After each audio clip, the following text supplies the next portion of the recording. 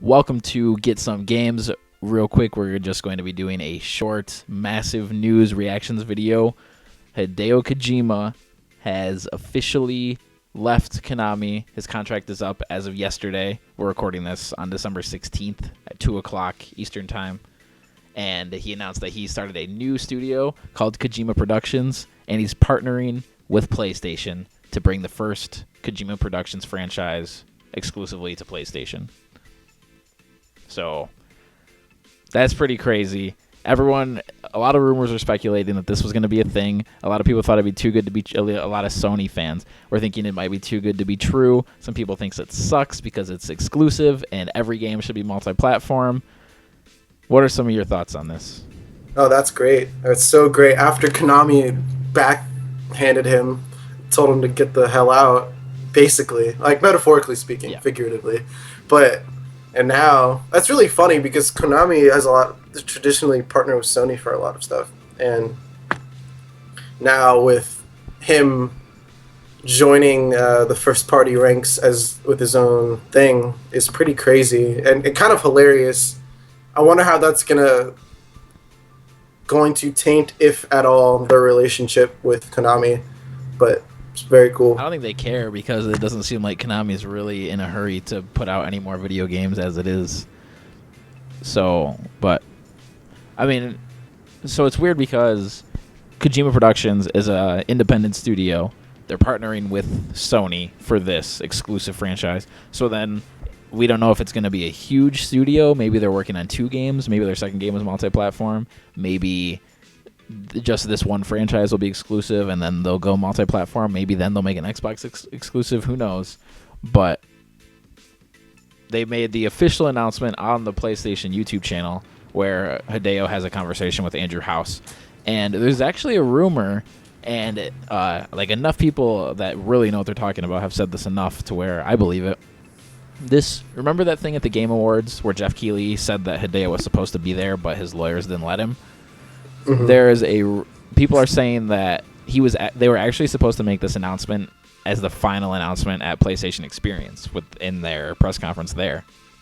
So that's why the ending fell kind of flat with that epic MOBA game.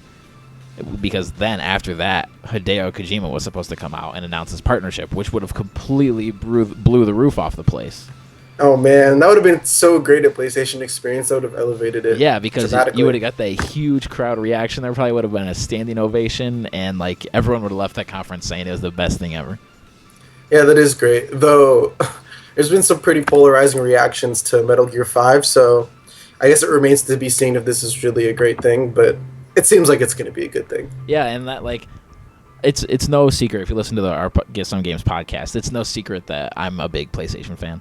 And I really don't like the Metal Gear Solid games, but this is still huge to me because it's very obvious that he's definitely one of the most decorated game developers of all time with super, super interesting ideas, with what he was doing with PT. And obviously Metal Gear always has crazy ideas in it, and they're very, very great games. And especially Metal Gear Solid 5, the gameplay of that is they nailed that. So I'm really excited to see what they do with a completely new franchise, and I'm sure it's gonna be awesome. And they have a website, KojimaProductions.jp, with a big mission statement. I highly suggest going to read it. I'm not gonna read it here because it's kind of lengthy, but I highly suggest it. And there's also a bunch of job openings, and I did a little bit of research, and based on the job openings that they have and the job descriptions, it's very obvious that they're making a big-time AAA game. They are looking for weapon artists, so it's going to have some sort of violence to it. It's going to be an action game in one way or another. They talk about experiences with role-playing games that they're looking for, and things like that. So, going through the different careers and different job openings that they're posting, it's impossible to try to formulate some kind of game out of that. And I'm sure we're years off from it since the studio just opened. But I don't know. I don't really have much more to say other than this is just very exciting. And the announcement, at first it seems like it came out of nowhere, but it came the very first day that it could have possibly come. So it's huge and incredibly exciting.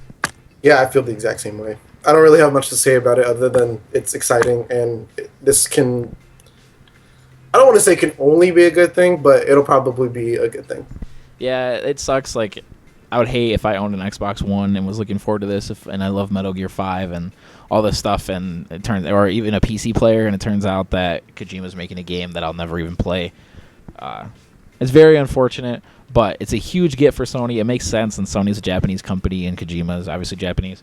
So, well, weren't all the Metal Gear games except for 5 exclusive to Sony anyways? Like, this shouldn't be that true. surprising. That's true, except Metal Gear 2 is playable on GameCube.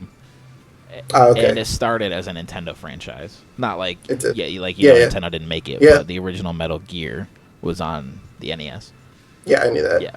So, Yeah. I know you know, but our beautiful listeners may not be aware.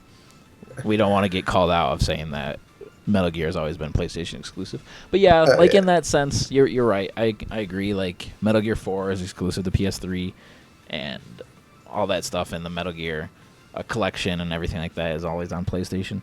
So most Metal Gear fans are probably on PlayStation. Kojima, like, this also is a good business decision. If he has to go, like, I'm sure Sony's offered him a ton of money for this, and for an independent studio, that's obviously necessary because he doesn't want to break himself on his first game, even though it's almost for sure going to be a massive success.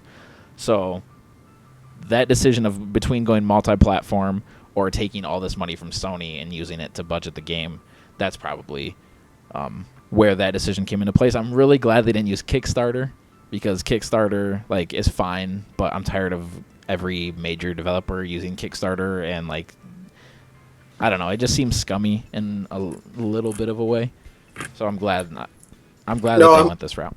Yeah, I'm glad that they're going this route, because it just shows that they have the 100% faith in him, which is good. Because Kickstarter kind of indicates that, okay, well, we're not really sure, so we're going to use this to gauge interest. Where I can understand that for more, like, niche product, like maybe Shenmue.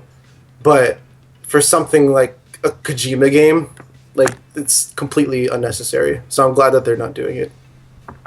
Yeah, I agree.